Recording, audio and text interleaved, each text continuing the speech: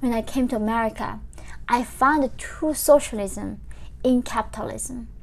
In North Korea, in communism, they kill God, and the regime becomes God, but that God is very different. They don't teach love, they don't teach kindness and forgiveness. They teach something else. They teach hate, how to hate your enemy, how not to trust.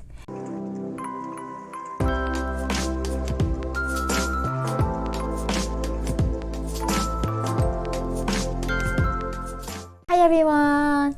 Welcome to my channel. My name is Yeonmi Park and I'm a North Korean de facto human rights activist. So recently during my speech, somebody asked me what were the things that was most shocking to me when I arrived in America. And initially I thought like, oh, there are a million things, there are too many, I don't even know how to say it. And I had time to think over the night, and I decided to make this video today because I think sometimes we need a bit of perspective.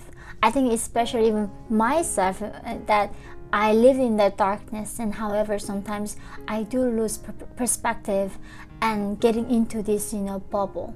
Therefore, today in this video, I am going to talk about the 3 things that was most shocking to me as a North Korean coming to this free country. In a way that the biggest difference that you can think of is coming from North Korea to America, because America is that much liberal, that much freedom for the individuals, and North Korea is completely opposite the other spectrum where people don't even know what freedom is. They don't even have a mere vocabulary for describing liberty. The first thing that really shocked me when I came to America is choice. I think a lot of people don't even appreciate, and I don't even know, getting a second thoughts about what it means to have a choice. It could be a choice of a job, choice of where you live, what you do, what you eat, what you watch. And that choice, everybody for taking granted right now in America. That choice is not something people even understand in North Korea because we have no choice. We don't even have a choice for what kind of haircut that we get. Everything has to be determined by the regime, and people have to obey. Otherwise, they're gonna end up concentration camp or getting executed. In America, it was really amusing to see me that people have a choice to make a decision, and if they made a mistake, they also have a choice to make a different decision and change that decision. And that, I think, in a way makes the most empowering thing to be living in this free country, is that having that choice, whatever that it is something that we should never take for granted, because without that choice, I think our life is gonna be very different. Number 2, appreciation for minority. It doesn't have to be a race, it doesn't have to be socioeconomic class, but just the fact that I'm coming from a country that is described, self-declaimed as a socialist paradise. The government takes care of all the poor people. There's no more division in people. Everybody is equal completely, that no poor, no rich, that we all have the same things. In theory, on paper, it looked nice, but when I was living there, it was the most unequal society I've ever experienced. I mean, we had 51 different classes between even same North Koreans. And the officials who are in the party, who are controlling people, had a pleasure squad to police them and enslave North Korean people.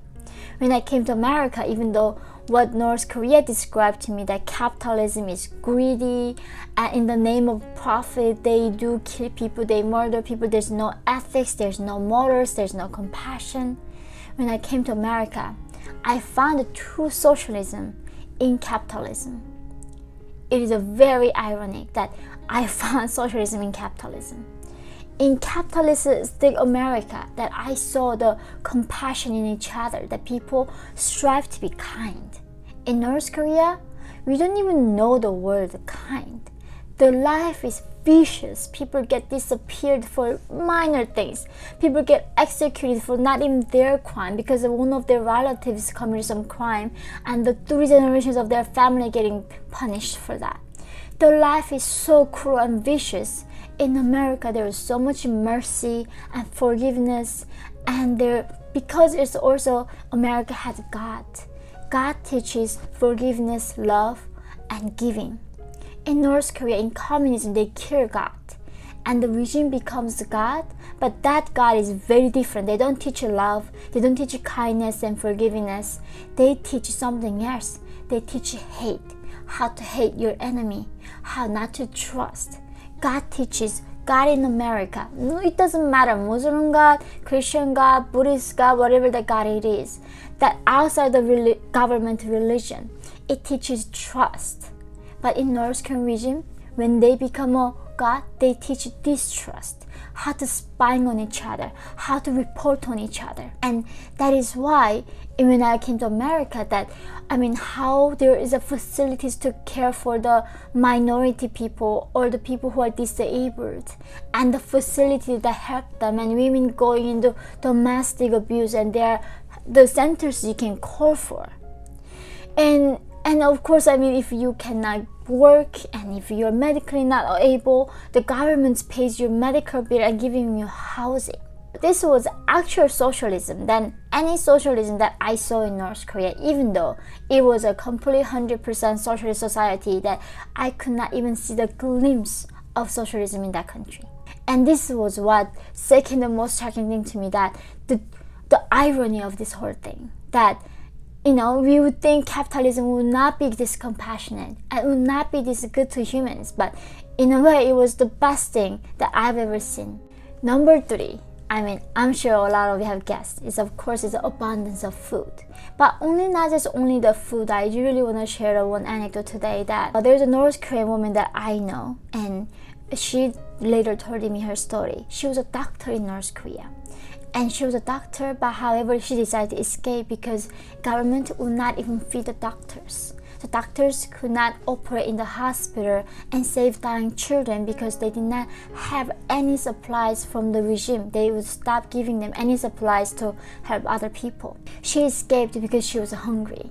She went to China, and one day in this countryside while she was being sold, there was a frozen rice and some food on a bowl.